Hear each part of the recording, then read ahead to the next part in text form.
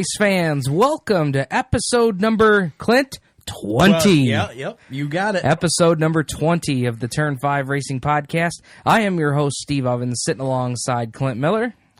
What's going on tonight, buddy? Hey, man, we are rocking. We are back in the Casa de Pork Chop Studios. Of course, not all of us are here. We did trade Brad tonight for a toy poodle. Oh, yep. We got the show mascot in here chewing up my cords and wires. And the toy poodle does smell better, though. Yeah. I love you, Brad. Here we go, throwing out shots at B-RAD already. There we go. So, hey, Clint, holy moly, big weekend. Yeah, you were busy this weekend. I tell you what, I was all over the place. I was everywhere but doing work. I was trying to work on some things for the office this weekend and was having some issues with my little work iPad and all that stuff. So, trying to get things done was a little bit of a challenge. So we loaded up the car and decided to go up to the Motorsports Expo up in Syracuse, New York, there at the Center of Progress building. A lot of shiny race cars. And that is one heck of a way to desensitize the system. Yes, absolutely. Just throw all the anger away, and go look at race cars. Yep, you got it. And a lot of nice race cars were up there for sure. A lot of great booths up there.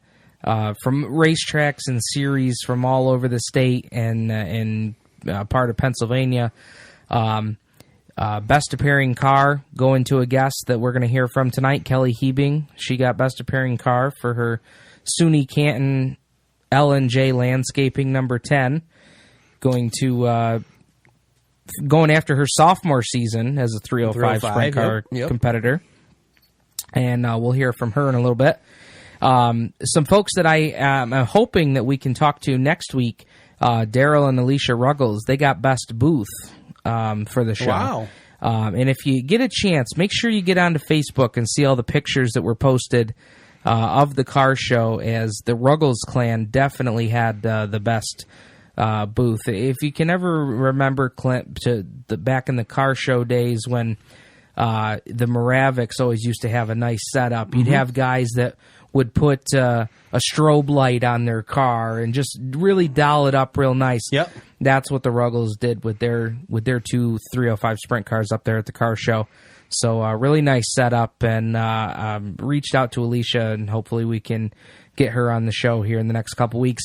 They actually have a fundraiser coming up this Saturday. It's going to be in Shortsville, and I believe it's the Shortsville American Legion. So if you want to support the Ruggles team, make sure you get out there to Shortsville and support those guys. Daryl going after championship, and Alicia, I'm sure, is going to be right there too. Her season got cut short last year with the back injury, but sounds like everything's good there. Everything's all healed up. She's ready to go. Who else are we going to hear from? We're going to hear from Mike Emhof, director of the Patriot Sprint Tour. They have a pretty aggressive schedule. Busy schedule this year. Both on the American Series and Canadian Series side. So we'll hear from Mike to talk about that. And I also got to talk to Patriot Sprint Tour competitor Geoff Quackenbush, or Speedy Von Quackenbush. Speedy Von Quackenbush. Speedy Von Quackenbush, as they like to call him. So we'll hear from Geoff. He's a guy that follows all of the Patriot Sprint Tour races. Really nice kid, too. He's a good friend of a gentleman who set us up with another interview that we're going to hear tonight. He's good friends with Brent Hoover, who's a sprint car enthusiast here in the Penn Yan and Finger Lakes area. He just got back from Florida, traveling down there with Steve Buckwalter. We're going to hear from Steve later on in the show. Just a whole bunch of interviews tonight.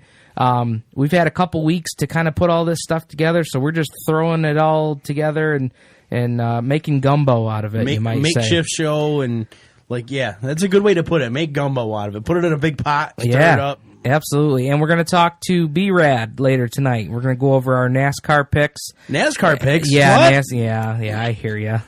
Clint has been just robbing the cookie jar with his NASCAR picks. So. And fuego. Oh my goodness, it's just been ridiculous. It's like we don't even have a chance.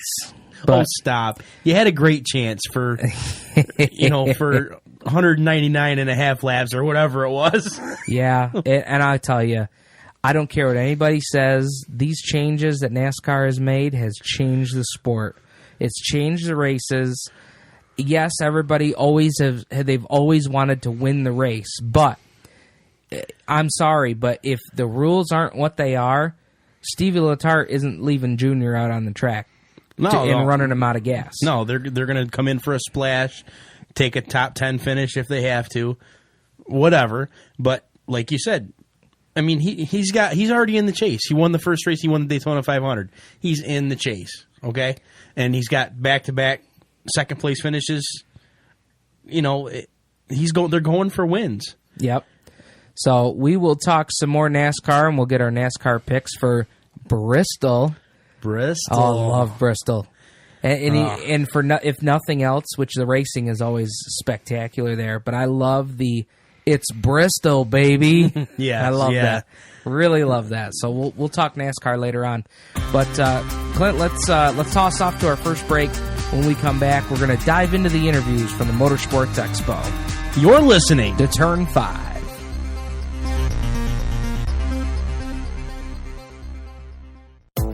Creekside Entertainment is the official DJ and photo booth of the Turn 5 Racing Podcast. They have the most up-to-date karaoke to make your bar or party a great event. They also have the wedding DJs that will make your wedding reception one that the family will remember forever. Contact them online at www.creeksideentertainmentdj.com or call Stu at 315-481-9700. For all of the news, views, and driver interviews from around the NASCAR, Supercross, IndyCar, F1, V8 Supercars, dirt, and short track world, check out RaceChaserOnline.com and Speed 77 Radio. You can catch the Motorsports Madness Show Monday nights at 7 p.m. and the Stock Car Steel SRI Motorsports Report Thursdays at 7 p.m. Both shows are live with Tom Baker and Jacob Seelman. That's Race Chaser Online. So, what can I help you with today? Oh, my cell phone. I can't get it to play any music. Look, nothing. Okay. Well, it's easy to fix that. Yeah? You can actually use this phone to do a lot of things. You can use it as a webcam. Check it out. Whoa, yeah. Handsome guy. You can use it as a remote control. Oh, a cooking show. Nice. Okay. Yeah. And you can even use it to play music the way it should be played on a Bluetooth speaker.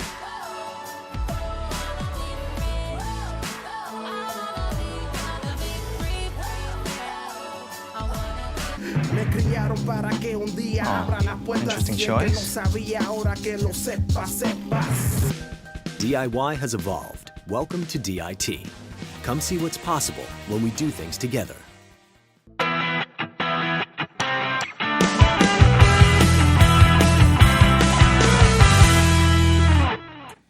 Welcome back, race fans, to the Turn 5 Racing Podcast, brought to you weekly by Creekside Entertainment, Penn Yan Electronics down on Main Street in beautiful downtown Penn Yan, and by our good friends at Race Chaser Online and Speed 77 Radio.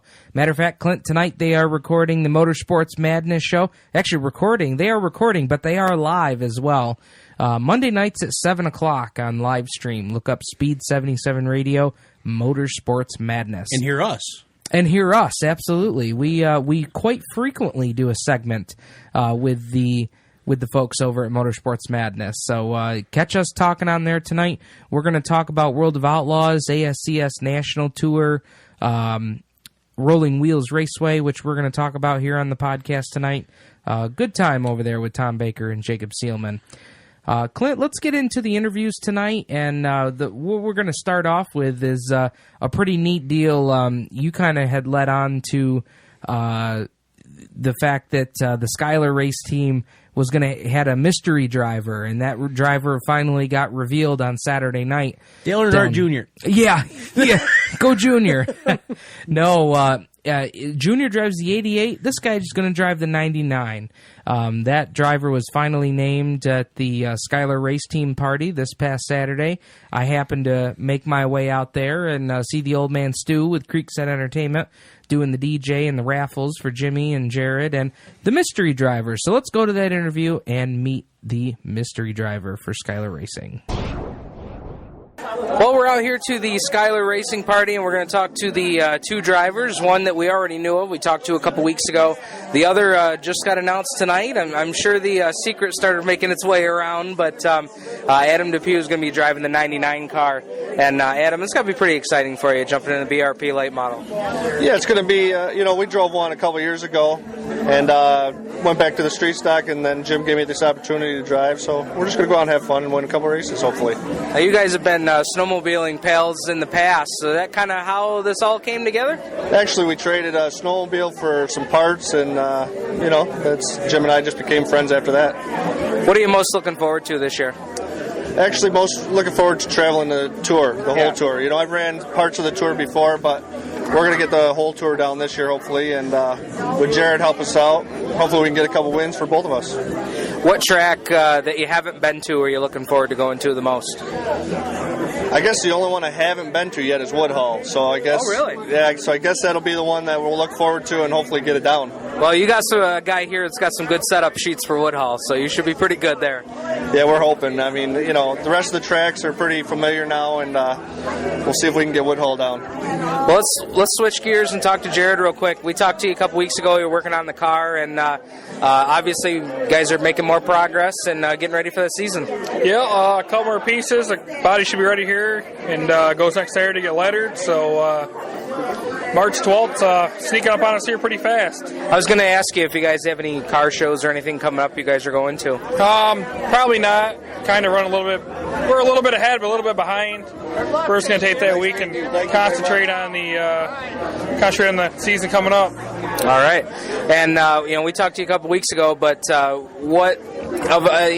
run the tour a couple years now. Any track that you're looking forward to more than any other?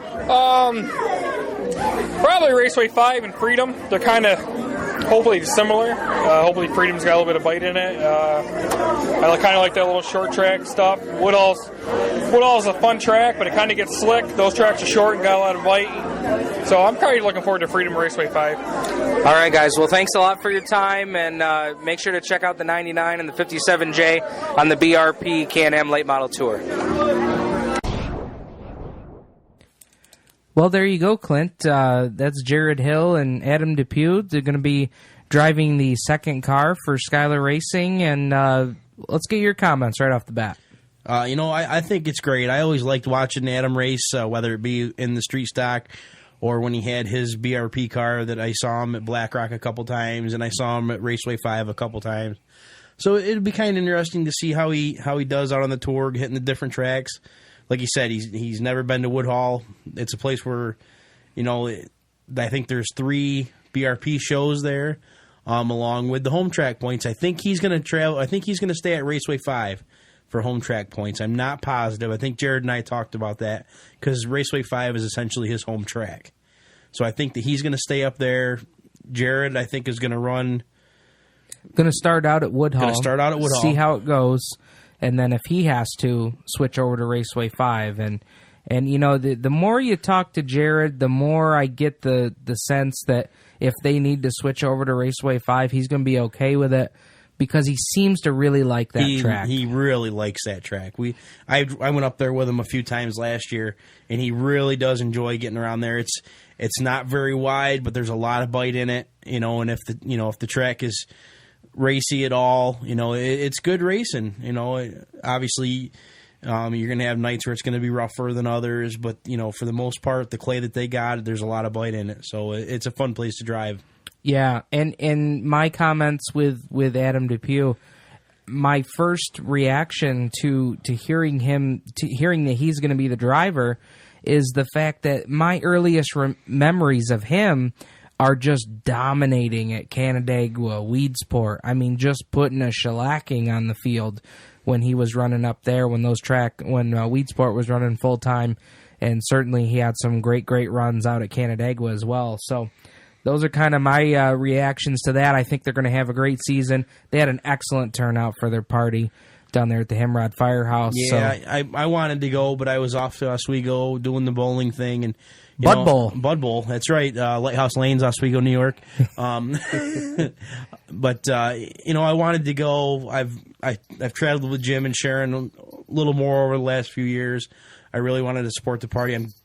I'm so glad to hear that they had a good turnout. I'm not really surprised. For the most part, they're all pretty well liked in the BRP series, and so I'm glad to hear that they had a good showing. Yeah, for sure.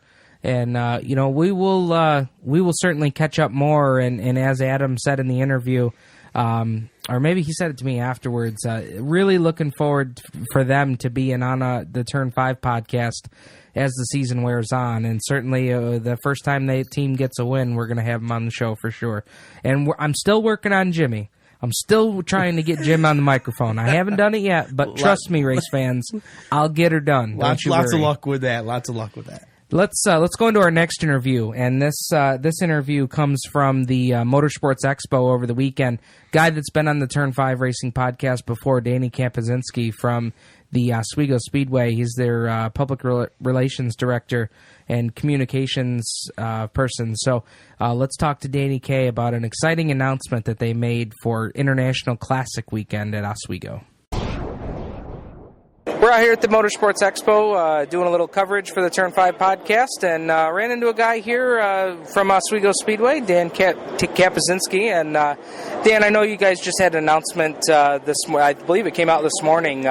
Pretty exciting as far as the International Classic goes. Yeah, we're going to switch back to doing guaranteed starting positions for the Classic based on the driver instead of the owner. It was about 5 or 6 years ago. Management at that time had made a change to car ownership, but what we've seen lately is that there aren't as many car owners in New England and the Midwest that are converting cars or have cars that they can run without a wing for the Classic. And we've got a lot of newer cars being built at Oswego that are leaving us the opportunity to have multi-car teams. So we figure we'll give the guaranteed starting spots to the drivers and hope that they want to come out and run. We had already talked to Trent Stevens about it, the MSA champion out in Ohio. He's gung-ho. He's ready to shoot for those first 6 races to try to get in the top 2 in points for the MSA. And we'll see how it goes. We're trying to get back to 40 cars again. That's the goal. And really, when you look at the Classic, you've got the best of the best drivers coming to Oswego anyway. And I think this is just going to add to that a little bit more. Yeah, we're going to have more announcements coming out through the weekend, other ways that we're shooting to try and keep some of the wing guys here on Sunday. We always have 28 to 29 ISMA Super Modifieds in town on Saturday, and we're hoping to keep 5 or 10 of those cars on Sunday. John Teresi and I firmly believe it still should be every super modified driver's goal to start the International Classic. When I raced, that was my goal. I never figured I could win it, but I wanted to be in it. Yeah. And we want to get that Bud Light B Main back to being one of the top races of the weekend and just get all the guys here to run the biggest super modified race there is. Not only with the Speedway, also the Kartway. Things are shaping up for another great season out at the Kartway. Yeah, we just got official word that Alyssa Swartz and the Swartz family is going to come from the Utica way every week to run at the Kartway on Friday nights. So that's really exciting. It's amazing the transition that the track has had in the last 2 years, averaging over 85 karts a week. Jim Lacerdo and his staff have done an amazing job with the Speedway racing surface, and he gives us a great racetrack to run on every Friday, and that's half the battle. Yeah. Any other big items that you guys are looking forward to getting the season kicked off? Well, we're really looking forward to that opening week in May. ISMA coming back on May 3rd, and then of course our opener for the Novella Super Modifieds on May 10th. We're shooting for 26 or 28 cars for that big opener. Davey Hamilton's going to be here again to try and defend his race win. And then on Memorial Day weekend, we've gotten a commitment from Dave Schulich Jr. to come into town. He's actually going to forego an MSA race to come to Oswego and run John Nicotra's car and try to win the Champagne Memorial. That's big, and certainly he's going to have a stout ride for that event. Oh, that's for sure. He was so excited at Classic last year. He said it was no doubt the best non-wing car he's ever run at Oswego, and he had an issue with the front end in the race. He was sitting in really good position right around the top 5, but it's just great to have guys from the Midwest coming to Oswego, names such as Schulich, hopefully such as a Stevens, a Charlie Schultz, to come back and really pump that race up. Internet and social media, where can folks find you guys? You can find us obviously on Twitter at Oswego Speedway. We always have daily updates on there. On Facebook, it's official Oswego Speedway, and then of course OswegoSpeedway.com. All right, thanks for your time, Danny, and we look forward to getting out to the Big O. Sounds great. Thanks for stopping by. Thank you. Well, there you go, Clint. A word there with Danny K from the Oswego Speedway. And, pretty big announcement there. Going to be taking the guaranteed starter positions and make those into going toward a driver, not the car owner. And I like that because the driver has earned, from being the points champion, has earned that spot. So I think it's only right that the driver gets that back. Yeah, I agree. I mean, I guess I don't understand the circumstances why the driver would be there and the car owner wouldn't be. But in that fashion, there's also a lot of car owners that maybe don't have a driver lined up for that weekend for prior commitments or whatever, that if something comes along and somebody's guaranteed in the show and doesn't have a ride, there's going to be plenty of them out there, and it does benefit both. Absolutely. The other thing, of course, is Schulich, and I believe his Twitter handle is the Shoe 2. I love that Twitter handle. He's going to be coming out for their opener out there and driving the Nicotra Racing Team car. Of course, that team being the team that Otto Sitterly drives for. And we know how good Otto is at Oswego. He's pretty good. You just know that that's going to be a strong ride for Schulich to drive. So make sure you mark down on your calendars. May 3rd will be the first show out at Oswego.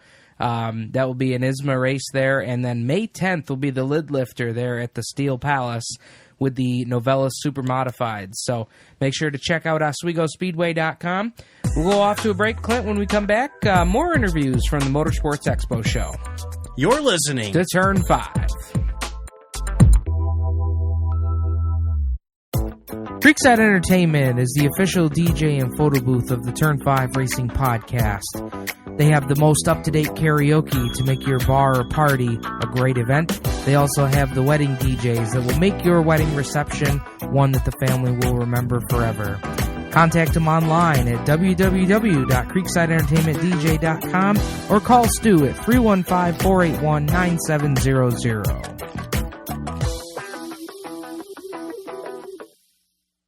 For all of the news, views, and driver interviews from around the NASCAR, Supercross, IndyCar, F1, VA Supercars, dirt, and short track world, check out RaceChaserOnline.com and Speed 77 Radio. You can catch the Motorsports Madness Show Monday nights at 7 p.m. and the Stock Car Steel SRI Motorsports Report Thursdays at 7 p.m. Both shows are live with Tom Baker and Jacob Seelman. That's Race Chaser Online.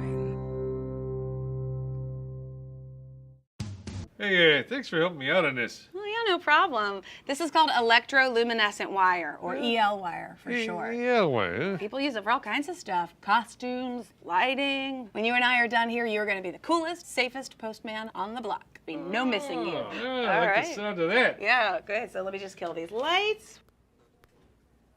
Wow! Now that's pretty snazzy, I'd say. Hey, puppy! Is that your dog? Looks like a schnauzer. Yeah, it's a little-known fact that the first attack animal was the parakeet. DIY has evolved. Welcome to DIT. Come see what's possible when we do things together.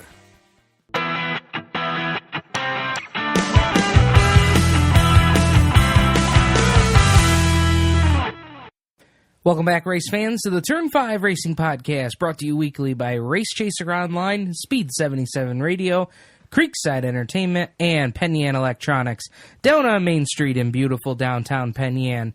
Clint, we got more interviews here from the Motorsports Expo show, and the one we're going to roll off to first here is a young lady who's getting ready to start her sophomore season as a 305 sprint car competitor.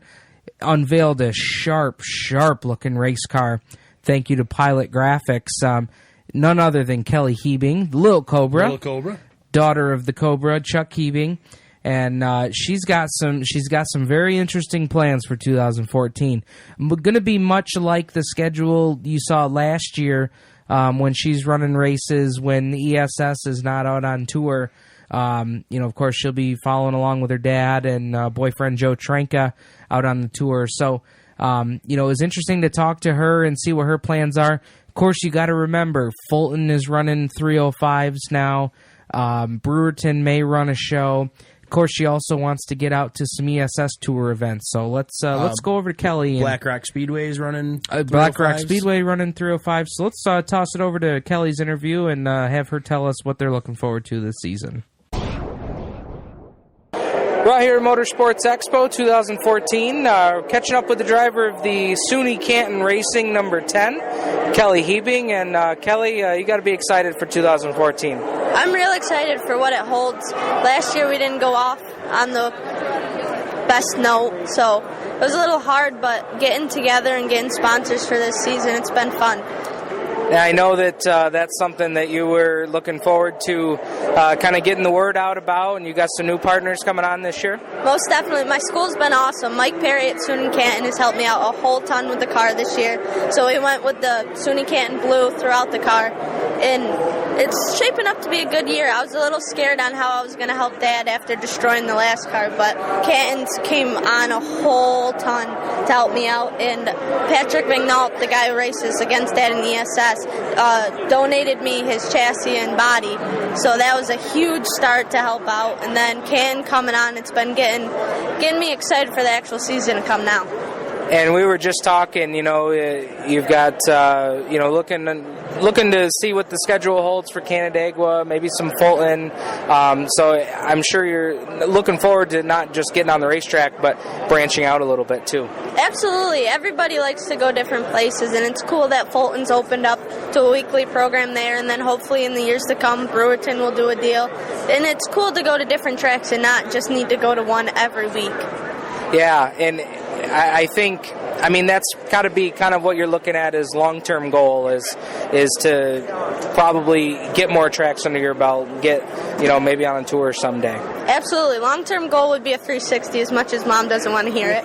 But I just grew up in it, and I love going to new places and meeting new people and experiencing new tracks with everybody. And so it's cool that I get to do it in the 305, because by no means do I think I'm ready to hop in a 360 quite yet. So I'm excited to travel a little more, hopefully go to a few ESS races in the car and that kind of thing. Now, I know you did an ESS race up at Utica Rome. Is that something that you guys are possibly looking at again this year? Yep, the Utica Rome, and then CRSA has a show with ESS at I-88. Oh, yes. So hopefully I can persuade Dad to bring the car down there. Now, is it intimidating at all to have, I got maybe a handful of tracks I'd like to go to that I've never been to before? Oh, it's definitely intimidating, because you don't want to show up there and be that car in the back riding around like you're lost, but you experience new places all the time. Like Canandaigua is new to me, even though I grew up watching there, but once you get on the track, it's a new deal, and with Dad's been the best coach I could have, bottom line. And so you go up there, you have hot laps, you watch other classes, see where everybody runs, and so it's a learning experience every time you go. Now, you were talking about last year a little bit. I know last year didn't end on the note that you wanted it to, but I think one of the cool things that some of us race fans and media folks saw was you kind of embraced it. You took a piece of that wall home with you. Have you been dusting that this winter? Definitely took a piece of the wall home with me. Didn't want to be scared of it. You're in shock when it happens. You get out, you got crews around you, and you're kind of like, what happened? Then you get to the trailer and you see the car, and then you get home and you see how much of the car you don't have left. And so it's like, how are you going to start over? And you don't want to sit on the sidelines. I'm okay. They build these cars for when unfortunate things happen like that. So it's not something I want to happen anytime soon again, but I'm excited to get back in the car and tell myself that that's not an everyday thing. Going into 2014, what are your goals? Do you have goals set yet? I want the number 10 in victory lane. That is my goal for 2014. Rookie season last year, Danny Wilmus has been an absolute blessing to get me started in the 305, because I didn't think it was going to happen from the micro with Mom and Dad. And then Danny came along and asked me for that ride, and it's been awesome. So got to know the track, Now I want to be in victory lane at the track. Well, I got to tell you, from a couple runs you had last year, you were very, very close. So I'm sure that that's on your mind looking ahead to the season. Yeah, expect rolling wheels. I could have tasted it, but rookie mistake. Right. And then I won't forget it. All right, well, before we end our time with you here, I want to give you a chance one more time to mention all the crew and the folks that are helping you get on the track this year. First off, I got to thank Danny Wilmus for giving me the ride. And then Patrick McNult this year with the chassis and body getting me started. Mike Perry and Sunny Canton coming on board has been an absolute help getting the season together. Cooks have been a huge help. And then my dad's crew guys have been a savior. They text me pictures while they're out in the shop while I'm at school, and I was like, I owe you guys lunch for the rest of the racing season. And Joe's came home with me to help out on the car, so it's a family effort, mom and dad, everybody. That's awesome. Well, this is a good story, and certainly a driver you guys are going to want to take a look at this year. Canandaigua, Fulton, Utica, we'll never know where we'll see Kelly Hebing take the track. So good luck to your season. Thank you. All right, that's Kelly Hebing talking here with us at the Motorsports Expo here on Turn 5. Well, there you have it, Clint. Kelly Hebing looking to get her sophomore season started. Going to be running some Canandaigua, probably some Fulton. Not sure if we'll see her down this way down to Black Rock, but certainly a couple ESS Tour races. She didn't have really that bad an outing there at Utica Rome. At Utica Rome when she was running a couple races there with the ESS Tour. So, not a bad season last year. Certainly didn't end the way that she wanted it to. And I just showed you some pictures of the accident, the aftermath of the accident, hitting that Jersey barrier at Canandaigua. Yeah, I knew nothing about it. And like you say, you just showed me the pictures. Wow, and she is very lucky to even be able to walk away from a wreck like that. I'm still sitting here looking at the car, and it's bent and twisted, and it's been shortened up about 3 feet. The post says so. It's just, and listening to the interview, she sounds very, very media friendly, very well spoken. And it definitely sounds like she knows what she wants out of a race car. She does, and I really think that we should look for a strong year out of Kelly this year. And, her goal is to put the 10 car in victory lane, and I got to tell you, Clint, I saw a race in person at Canandaigua last year where she almost did just that. And anybody out there listening, if you haven't seen Kelly race, make sure you get yourself out to Canandaigua, Fulton when she's there, or wherever. Let me just say the apple doesn't fall far from the tree. And when you grow up and your dad is the Cobra, that's excellent advice to be able to pull from, and a great notebook to be able to pull from. And let me tell you, Chuck's been at this game a long time, and Kelly is going to hear all of the things that Chuck did that didn't work, and and when I had a chance to interview them last summer for Race Chaser, that was exactly what he said, and that was what she had said. Dad, she goes, Dad has done, everything the right and the wrong way that you could do it. So that's just going to be a great season for them. I really feel like that win, especially at Canandaigua, where she's got a lot of laps now, is really a realistic thing. Her and Alicia Ruggles both. I really feel like Alicia was that close from beating her father last year down at the wire at Canandaigua. So I really feel like that's a realistic goal for both of those young ladies. Yeah, and what that would be neat to see either one of them in victory lane, both second generation pilots. And they're young, they're inexperienced, and to see them get into victory lane would be really cool. Especially for Alicia after her struggles last year, being caught up in the big wreck at Canandaigua. To see her rebound, that would be a real great story too. So, a lot of big things happen with the 305s. I'd like to see her come down to Black Rock at least once, twice, just to come down. Same with Alicia Ruggles, but we'll see. Only time will tell. Absolutely. And, of course, that car that she drives is driving for Danny Wilmus. And you know, what a tip of the cap you got to give to Danny for wanting to put Kelly in that car, giving her the chance, letting her move up from the micro sprints that they were running. And so he's back on board with Kelly this year. Going to be great to see them. And one sponsor that she wanted me to mention that wasn't on the audio clip there was L&J Landscaping. So I've got that in there for you, Kelly. Let's go into our next interview. We just talked to a driver about 305s, and she does some ESS races. But let's switch gears over to the Patriot Sprint Tour and talk to their series director, Mike Emhof. We're out here at the Motorsports Expo. Going to catch up with Mike Emhof, who is the director of the Patriot Sprint Tour. And Mike, you guys looking forward to another great season with the Patriots this year? Very much looking forward to 2014. There's a lot of buzz around. The teams have been around, talked to us about our 2014 American Tour that they're really pleased with. There's about 18 dates on it right now as we speak. It's still tentative. There may be a couple more added, but it's a real good show. We're back to all the tracks that we were at with the exception of one last year, and we've added some new ones as well. I see that you guys did add some new ones. Let's talk about some of those real quick. I know you guys are going to be coming back to Canandaigua and some other Freedom Raceway as well. Yeah, really pleased to come back to Canandaigua. They had been a staple with the Patriots ever since the inception. When Tom Tabor started the Patriot Sprint Group, they had been with us every year right up until 3 years ago. So we're real pleased to be back with Jeremy Corcoran and Canandaigua Motorsports Park and talking about adding new tracks to us. Sellons Grove Speedway. Patriots have never been to Sellons Grove Speedway. Charlie Page and I put a deal together this year for a Joe Wickham Memorial race, which is a time trial race. It's a big paying race there for this 360 sprints.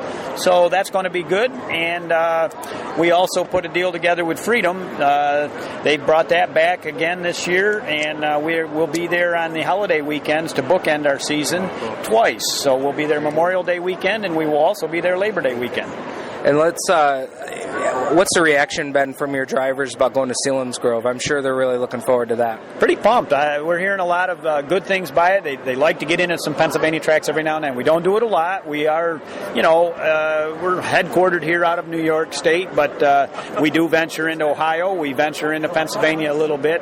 And so they're really psyched by it. It's got a lot of history with that racetrack. It's a fast racetrack. So our guys are going to be, maybe a little bit behind to start with. Their teams race that type of track a lot, but I think we'll be good, and it's pretty exciting for me to be able to sign something like that with a historic facility in Pennsylvania as well. If fans want to find out more information, where can they find you guys online? Always can find us online, patriotsprinttour.com. I throw my phone number out there. If you Google Mike Emhof, it's one F, I say. It's EMHOF. You'll find us any place there, but patriotsprinttour.com will have up-to-date information, and love to talk to all the fans. We're a very fan-oriented deal. We do a special thing called Fans Win 2, and we give free giveaways every night that the Patriot Sprint Tour runs at a racetrack. Very good. Well, thank you for your time today, Mike, and again, patriotsprinttour.com.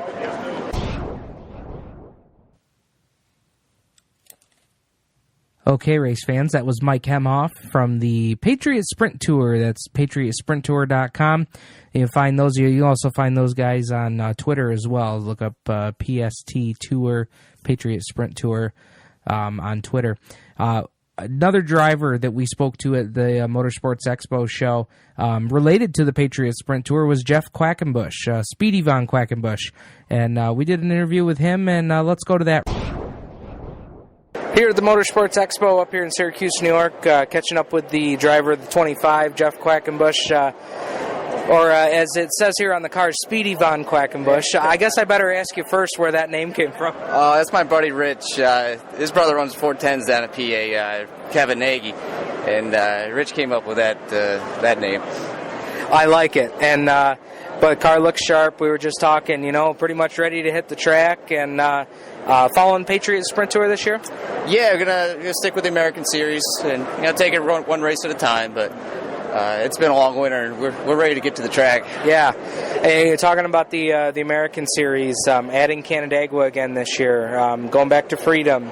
As a driver, what are you looking forward to this year? Pretty much just getting out, get some new tracks. We went to Freedom once, and it's a nice little place. Looking forward to going back to Canandaigua. That's a fun big track. Yeah. That's a quick track for a 360. It's almost that perfect track for a 360. Yeah, the big sweepy turns, you can really carry a lot of momentum. Every once in a while, we'll shake this down at Orange County, which is another big track, and that'll help us go in there to practice a little bit for Canandaigua and some big tracks. Awesome. And, of course, for some of our Turn 5 listeners that live out in the Black Rock Woodhull, I mean, you guys going down to Woodhull, that's always a good show down there, too. Yeah, Woodhull's a fun place. It's unlike any other place with that tight turns and the banking, and you can really get it ripping up on the edge. You can also get it to dive down to the bottom and just get it sticking down there with the banking, and it's different. If you're stuck in the back, it's kind of tough to pass because it gets kind of narrow, and it's you just got people in front of you, but it's a real fun place. I like going there. If you like wide sweepers or tight turns or big banks, it's got a little bit of everything for you down there. Yeah, pretty much. It's all rolled into one there. Question a lot of our fans ask is when we talk about Woodhull, have you ever had the right sides off the edge there on the backstretch? Yeah, actually, last year in the dash, I've got the in-car camera, and you can see see it dip off just a little bit, and I brought it right back on. But you got that up on YouTube somewhere? Probably on Facebook. Oh, okay. Well, you guys check out Geoff Quackenbush on Facebook and check that out. I'll bet that's some gold footage there. Yeah, we got a few videos on there, and hopefully we'll get the camera back on this year and have some more. All right. Well, guys, that's Geoff Quackenbush, driver of the 25, and you'll see him out on the Patriot Sprint Tour American Series this year. You're listening to Turn 5. There you go, Clint. Geoff Quackenbush, or as his friends now call him, Speedy Von Quackenbush. What a great nickname. I really enjoy that name. It's almost as good as Casa de Pork Chop Studios. But nah. Come on, you're grasping. Patriot Sprint Tour, another pretty aggressive schedule. They split their series into American Series and Canadian Series. That American Series stretches into a little bit of Ohio, a little bit of Pennsylvania, and then across New York State as well. And, we were talking to Geoff about Woodhull.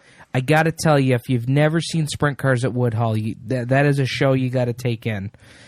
Yeah, I completely agree with you 100%. I love watching the sprint cars at Woodhull. And I have seen a lot of passing at Woodhull. I know, Geoff said that, it can get a little tight, and it can. But if you can get your car hooked up on the bottom, you can pass a lot of cars. And I've seen it firsthand, so I know it can be done, and it's just a fun place to race those sprint cars, and it's nice to see them there once in a while. Yeah, for sure. And they had a great race there last year between Justin Barger pulled down the win, but between him, Brian Howland, Barger kind of ran Howland down and essentially snookered him, pulled the Dale Earnhardt move. I'm going to show you high, and then I'm going to dive low. It was just the crossover, just a masterful move. And if I remember right, I think it was Barger just swept around the outside of him, showed him low going into 3 and 4 the previous lap, and then the next time around just rolled the top and see ya. Yeah, the guy probably thought he was down on the bottom, kind of protected the bottom a little bit. Yeah, and Barger just stayed in and on top. So now, isn't Barger running 410s this year? He's doing a lot more 410s. I'm not exactly positive on what series he's going to follow, if any, but I do know that he was doing a lot of 410 there at the end of the year. We saw him on a couple of the CBS Sports Network shows between Williams Grove and both shows at Williams Grove, right. National Open. So. Yeah, we'll see what Justin does. He's such a talent behind the wheel. Really nice guy to talk to as far as media side goes, and I'll tell you, he's quite a shoe behind the wheel. We've got one more sprint car interview, and this is actually from a couple weeks ago, post Florida. Brent Hoover hooked us up with a gentleman by the name of Steve Buckwalter. You may recognize that name from racing at the Chili Bowl. You might recognize him from running midgets. You might recognize him from running some 360 410 stuff down in Pennsylvania. Well, they made the trek down with the 410 down to Florida for Volusia Speed Weeks, and they ran really well at Bubba Raceway Park. Finished third to Dave Blaney and Tim Kading on that first sprint car race of the season down there at Bubba Raceway Park. And let's go over to the interview and hear about the Florida Tour for Steve Buckwalter. This is Race Chaser Online and Turn 5 podcast correspondent Steve Ovens with an interview with Steve Buckwalter, 410 sprint car driver who's currently down in Florida doing some races down at the Bubba Raceway Park and some other featured tracks down there in Florida. Steve, thanks for giving us some of your time this afternoon. Pretty good run for you guys the other night over at Bubba Raceway Park. Yeah, not bad. I guess it was, when was the first night? Saturday or Sunday it was. Yeah, we had got run around there pretty good, but the track was real muddy, so it was kind of just survival. But we ended up third, and then the next night there, I kind of got into the wall and lost a few positions. But we were moving forward in the beginning. We wound up getting 11th. So, but now we're everything's in one piece, back in the trailer, all washed up. We're just going to head over to Volusia now to get this thing serviced, and hopefully we can get a win tonight. And let's talk about the night that you got third place.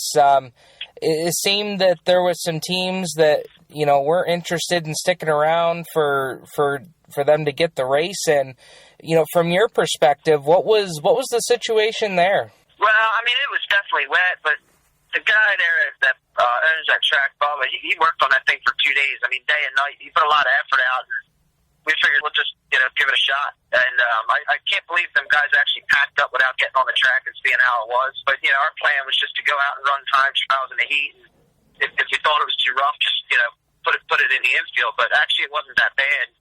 It was definitely muddy, and it might have started getting a little rough with probably about 10 laps to go. But, I mean, everybody seemed to handle it pretty well. Yeah, and certainly it looked like you were able to get a pretty good handle on it, come home with a third-place finish. I mean, that had to kind of start your Florida Tour off nice for you and your team. Yeah, it definitely helps. I mean, anytime you can just finish up front, it keeps everybody pumped up, keeps us moving. But, yeah, it was just different. We're not used to we don't normally run tracks that small, and back in Pennsylvania, we never have tracks that wet. Usually you get that much rain, they just cancel it. They don't even try to work it in. But like I said, he put a lot of effort out, so we decided to stay and give it a shot. And, came away with a top 3. And looking ahead to some other races that you plan to run while you guys are down there in Florida, what do you guys have coming up? We got the 2 All-Star races here at Volusia today and tomorrow, and then we roll into the Outlaws, which will be 3 days. We'll run Friday, Saturday, Sunday at Volusia, and then we're just going to head home and get everything back in order and get our season started back in Central PA. And your regular season, what do you have coming up for 2014 running there in Pennsylvania? Yeah, I'm going to run mainly just Williams Grove and Port Royal, and then I got a midget also that I run. I'm going to probably try to hit a lot of the USAC races, at least the ones that are in the Midwest. I don't know about heading all the way out to the West Coast, and then kind of fill in with some ARDC midget races. We usually do about between 60 to 80 races a year, so just keep going as long as we can till we're out of money. And I was hoping that you'd bring up the midget, because as I was doing some research for the interview today, midget racing seems to be a pretty big portion of the racing that you've done in your past and you still do now. Yeah, it's kind of what I got a ride in that before the sprint car, and we were pretty successful, and I got involved with them pretty heavy. It's basically what I can afford to do. I can't really do a sprint car on my own, so I had the midget just to kind of fill in with our schedule, and I started building them over the last couple of years, and that's starting to take off pretty good. So I enjoy running them. It's just unfortunate that in the Northeast they don't really pay that well, so I try to hit as many as I can, but it's kind of a limited schedule. And part of that limited schedule, from what I understand, includes the Chili Bowl from a couple weeks ago. Yeah, we've been going out there for a while now, and we've been pretty good there at making the A main. The last few years we've been struggling, and this year we ran 5th on the prelim night, which put us 3rd in the B on Saturday. And really, all I had to do was ride around, and we were in the A. But we got pushed out there, and the motor started breaking up before we even took the green. And I don't know, the ignition went bad just sitting there in the pits, but I guess you'll have that. Yeah, sometimes the racing gods just don't have it in the plan for that night. Yeah, I mean, we've been going through it for a while, and just kind of roll with it. Just make it to the next race, try to get things going better. Yeah. Now, between the sprint car racing that you do in the midget, is there one that you prefer over the other, or is there one that maybe you have a little bit more fun in than the other?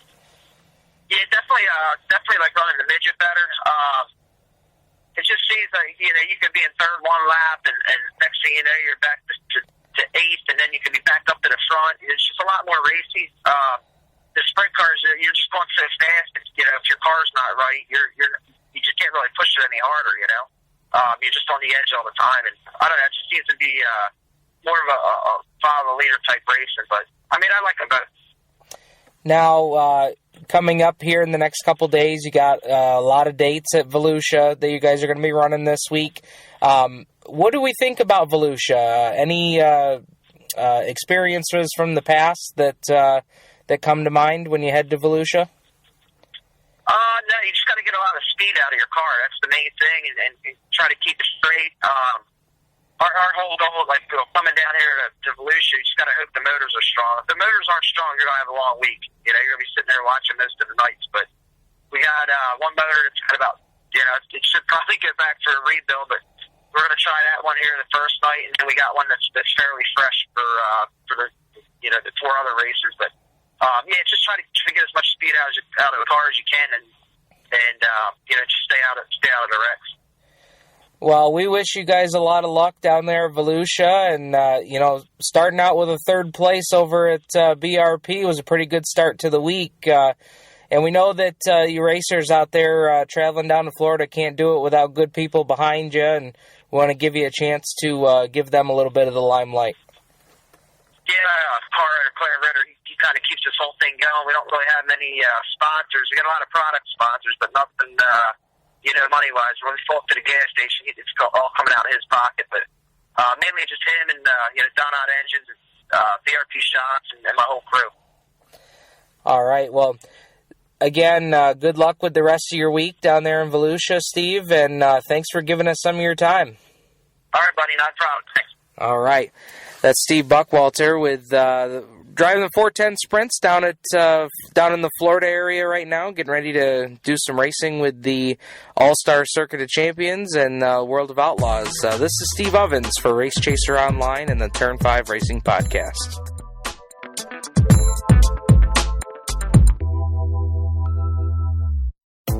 Creekside Entertainment is the official DJ and photo booth of the Turn 5 Racing Podcast. They have the most up-to-date karaoke to make your bar or party a great event. They also have the wedding DJs that will make your wedding reception one that the family will remember forever. Contact them online at www.creeksideentertainmentdj.com or call Stu at 315-481-9700.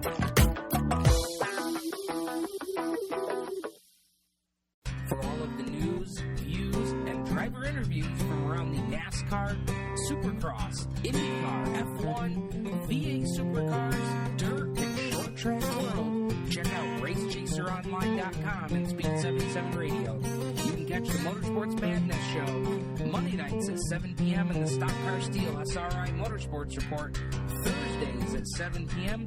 Both shows are live with Tom Baker and Jacob Seelman. That's Race Chaser Online.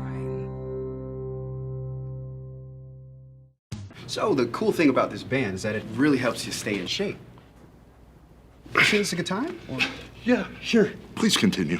Okay. It actually tracks your steps, your distance, even how many calories you burn. Yeah. You guys good? Yeah, uh-huh.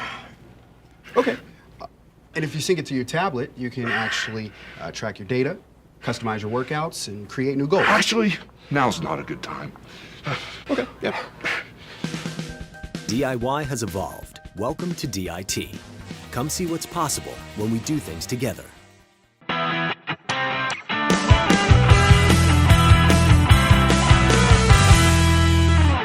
Welcome back, race fans, to the Turn 5 Racing Podcast, brought to you by Creekside Entertainment, Race Chaser Online, Speed 77 Radio, and Penyan Electronics. Clint, we're headed off to the Turn 5 hotline to bring in our producer, B-RAD. B-RAD. Brad, welcome to the show. I know you're out there working and helping all the people out there in the Finger Lakes here working out on the ambulance, so thanks for joining us. Absolutely, anytime. So, this is a little different. Normally the producer is, setting up the phones for interviews and all that stuff, so we're going to try and make this work the best we can, but we got you pretty good so far. Well, it's quality assurance, just making sure everybody on the show knows the ropes, and in case, anything can happen. Yeah, we traded you for a puppy tonight, and she's trying to eat through all of our cords, so it's been an interesting night. Let's talk NASCAR. They were out at Vegas this past weekend, and we doing these driver picks, and let's go over to the big board. And from the first week out in Phoenix, Clint took down the big win, bagging him 3 points for the win, 2 for the bonus. I came in second with 2 points and 1 point for the knockout qualifying. And Brad, you came in with 1 point. So a little bit of improvement to be made there for you. They headed out to Vegas this week, and, it's... I don't know. I think this thing is rigged. There's a conspiracy because Clint has won again. Hello. Clint, of course, taking Brad Keselowski, and so he'll get 3 for first place and 2 for the bonus, the win. And not only that, you're going to get an extra bonus point for he made it through knockout qualifying. He was in the top 12. He was on the front row. Yep, that's true. Oh, that's too bad. This is not good, Brad. This is not good. Yeah, it's a long season. 36 races. We've got 33 left. So that's very true. Now, Brad, you went with Rowdy Bush, and you thought there after the nationwide race, man, he's really got this place figured out. He might have something for him out there. Yeah, from everything that I saw on Friday from the knockout qualifying and practice, it just looked like they struggled straight off the truck, which was really surprising for them. I know the rule changes are taking a big hit on everybody, but it seems like they're taking a bigger hit on the guys that were consistently up front last year. And, I've mentioned it before, and I'll mention it again now. Look who's been on the front row the last 2 weeks in a row. It's that Roger Penske team who's been doing knockout qualifying and IndyCar racing for however long they've been doing it now. So I think it's going to be interesting. And I don't know about you guys, but I'm having a ball sitting home every Friday night watching the knockout qualifying, and, that last 12 minutes comes up, and, it's exciting to watch, and I think it's pretty nifty. You're absolutely right, Brad. The only thing that NASCAR could do now to change it would be to put heats on. But I don't think NASCAR is going to do that. And I think they've came as close as they can to doing something like that with the whole knockout qualifying. So, absolutely, and you can definitely tell from the knockout qualifying. Guys are running the actual, their qualifying setups, and like past years, only run the 2 laps, so you've got a full grill full of tape, get the car as hot as you can in those first 2 laps, then come in and cool it down, and now you've got guys that are going out in the first round, and they may hit 5th or 6th, so they know they're going to be in the next round, and they're going out and pull the tape and go out and run 2 slow laps, cool the car back down as quickly as possible, and I think this past week at Vegas, you definitely saw the aspect of it that I wasn't expecting with Casey Kane having the right rear flat tire. That's going to affect their qualifying effort. They had to get cleared with NASCAR to change the tire. Then they had to change the tire in the amount of time because the clock didn't get stopped. It was a continuous running clock. And then, of course, like Casey said, that wasn't the tire that they were were running on, that tire didn't have heat. It wasn't, it ended up tightening up the car, and I think he ended up missing the top 12 by, less than a tenth of a second. So it's definitely it throws a snowball in there, but like I said, I love watching this. You're more competitive. You've got the Penske guys on the front row 2 weeks in a row. I think it's really bringing out the A game for everybody. Yeah, that it is. Poor Clint over here is getting attacked by Bel NATO over here.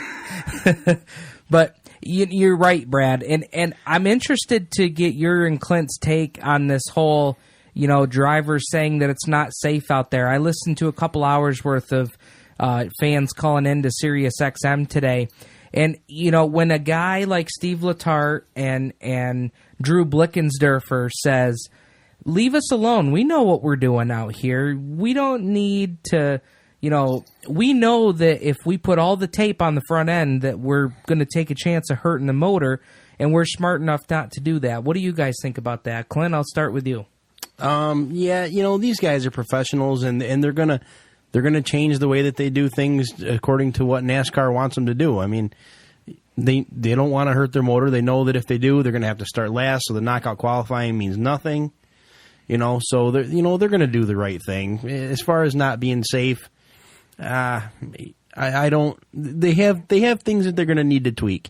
The whole Casey Kane thing with changing the tire. The teams want to be able to cool down their motors, and I think they should be able to do that. But that's just maybe something NASCAR will do. Maybe they won't. Yeah, what do you think, Brad? Like Clint just said there, I mean, the guys know that you've got to run a lengthy segment. So, and like I said before to you, Stephen, it's not we're going to go out and we're going to run 2 fast laps and we're just going to stick with the time that we've got because guys are coming in, make a minor little tweak, go back out, and now they're 0.2 of a second faster. So I definitely think and like Clint said, these guys are professionals. They're getting paid the top dollar. They're on, national TV coverage, 4 or 5 days out of the week. You've got millions of people watching them on TV. You've got people coming to the racetrack to see them. NASCAR wouldn't be the spectacle that it is if it wasn't for these guys being as good as they are. So that aspect of it, I totally think that, if anybody ever gets the chance to go walk through a NASCAR Sprint Cup garage, you ought to do it because IndyCar, there's a lot of electronics, a lot of computer data, and NASCAR is starting to go the same way. So, that car could be on the track running, in testing. They have computers in the cars. They can monitor the water temperature, the airflow. I mean, it's phenomenal, to say the least. And as far as the safety, I actually haven't heard or read anything on the safety. Yeah, these guys, I'm sorry. They're in safe race cars. Yeah, there will be quite a collision if somebody doing, 196 or 193 at Las Vegas comes up and tags the back of somebody. But, these guys are smarter than that. I don't think that's really going to be too much of an issue. And accidents are going to happen. And it doesn't matter if it's from somebody not being safe or if 2 guys were being safe and they cause 3 or 4 cars to pile up. If it happens, it happens. You're going to go to a backup car. What are you going to do? Yep. And, if that is a major concern for NASCAR, then, that's one thing I did notice was Kurt Busch, his last final attempt to try and get in the top 12, kind of got hindered at the last few seconds there of his lap. He had to swing wide to miss a car on their cool-down lap.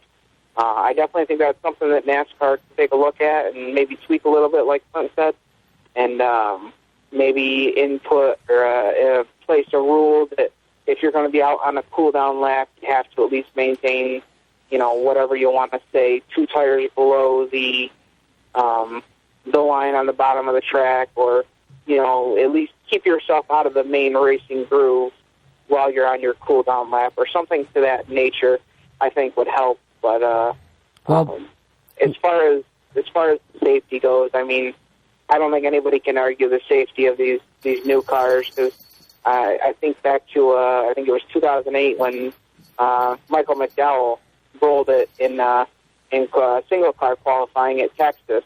That was 2008, so that was 6 years ago, and he was able to walk away after that crash. Which, 10 years ago, if that crash had happened in 2004.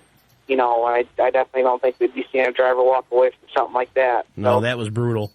Yeah, I mean, that was 6 years ago. And, I mean, you just imagine where NASCAR's come from since then. So I definitely think that safety's not really as big of an issue as everybody's making it out to be. I agree. And let me tell you, if you think passing a slow car at Vegas on the cool lap was an issue, wait till we get to Martinsville. Oh, absolutely. I mean, it's just, I mean, I can see people complaining because maybe their favorite driver got thrown off by a cool-down car out of their cool-down lap. But you know what? In my opinion, that's a part of it now. We're doing the knockout round qualifying. You've got guys out cooling their cars down. I mean, it's kind of like Clint was mentioning towards the heat races, in my opinion.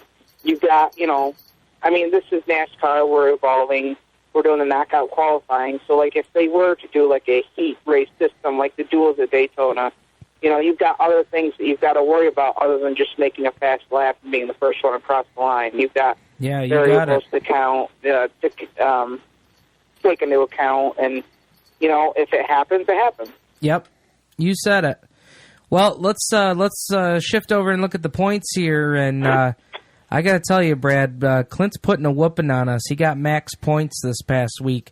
3 for the win, 2 for the bonus, 1 for knockout qualifying. Add that to his total of 5 from last week. Clint sits atop the points with 11 points. I picked up 2 points as Matt Kenseth finished just 1 spot better than Kyle Busch. So, Brad, I'm sitting at 5 points. You're sitting at 2 points. And we're all looking at the top, looking at Mr. Vegas over here running the table. So let's look at Bristol. They were just talking about it today on the radio. Any of the 3 guys that have won races so far this year, in Junior, Kevin Harvick, and Brad Keselowski, any of them could win and be the first repeat winner of the season. So, Brad, we're going to start with you. You've got a 3rd place finish this past week, so we're going to give you first pick for Bristol. Absolutely. And as much as I appreciate having the first pick, I'd rather not. But still being it, it's a long season, like I said. But going into Bristol, I'm a little heart-struck between the 2 drivers that I want to go for. But at this point, I'm going to have to go with my gut and Mr. Consistency right now in the NASCAR Tour, and I'm going to have to go with Junebug. Oh, he's taking Junior. Junior is off the board. All right. Now remember that you taking him for knockout qualifying too, which that's not a bad pick for qualifying nor the race. So, Brad taking Dale Earnhardt Jr. I've got the 2nd pick this week, and it pains me to pick this guy because I am not a fan of this guy at all. Anybody will tell you that I'm not a fan. But it's Bristol, and this guy just flat out owns Bristol. Hasn't had that great a season. Needs to get things turned around. I'm going to go with Rowdy Busch for Bristol. That's a pretty good pick. That's pretty solid. And our point leader by 6 points over here, Clint Miller, gets the 3rd pick. Yeah. I mean, Rowdy Busch is a good pick. I had him in my top 20 to take. So I think, I at this point I need to swing for the fences, and we're going to Bristol. Brad has a good consistent pick, and I think Junior's going to do well. But man, Rowdy Busch is going to be tough to beat. But who you got, Clint? All right, I'm going to go 3 for 3 here. I got to tell you, I'm feeling pretty good about this. Kind of out in left field here a little bit. Maybe, maybe not, depending on how you look at it. I'm going with Jeff Gordon. Whoa. Jeff Gordon. Jeff Big Daddy Gordon gets off the schneid at Bristol. Wow. What do you think of that pick, Brad? You know, I can never say that Jeff Gordon would be a bad pick going into Bristol or really going into any track. He's obviously had a lot of success over the years, and like I was telling you previously during the week, Stephen, I think Jeff Gordon is one of these guys that, you know, I think he's waiting for his breakthrough, and once he hits his breakthrough, I think we're going to see a good streak of, you know, good luck with Jeff Gordon coming his way, and I definitely think that's an understandable and a very good pick for Bristol. Yeah, you got it. All right, so to recap, Brad is taking Dale Earnhardt Jr., I'm taking Kyle Busch, and Clint Miller going with Big Daddy, Jeff Gordon. It really pains me to take a Chevy, I got to tell you. even though I drive one now. There you go. My heart's with for. Let me before we go, I want to give you something to ponder maybe for next week, and we'll see what happens this week. But I want to know what you guys think about Roger Penske has arguably the two fastest Fords in NASCAR right now. Okay? Now, most of their stuff is supplied by Roush Fenway. Why isn't Roush Fenway got their stuff together like Penske does? They got 4 or 5 teams. Penske's got 2. And right now, Roush Fenway can't hold a candle to Roger Penske. Yeah. You got a good point. You know what? Let's see how they do at Bristol. Because I know one driver that's getting a little bit hot under the collar.